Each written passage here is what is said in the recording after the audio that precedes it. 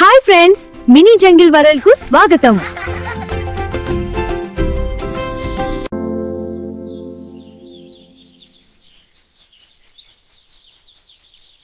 అడవిలో ఒక శక్తివంతమైన సింహం నివసించేది.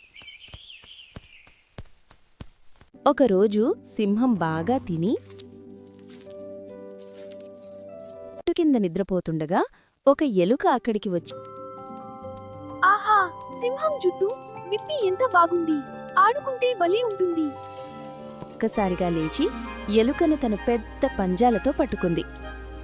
దయచేసి నన్ను వదిలేయండి సింహమా, ఒక రోజు నేను మీకు సహాయం చేస్తాను.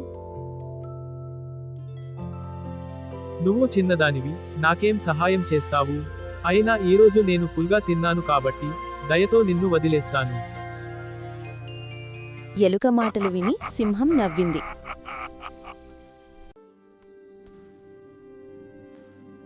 కొన్ని రోజుల తరువాత వేటగాడి వలలో చిక్కుకుంది. ఎంత ప్రయత్నించినా బయటకు రావడం కాలేదు. అప్పుడది గట్టిగా గర్జించింది. ఆ గర్జన విని ఆ ఎలుక అక్కడికి వచ్చింది. పరిస్థితిని అర్థం చేసుకుని తన పదునైన పళ్లతో వలను కొరికి కోసింది. కొంతసేపటికి సింహం బయటపడింది.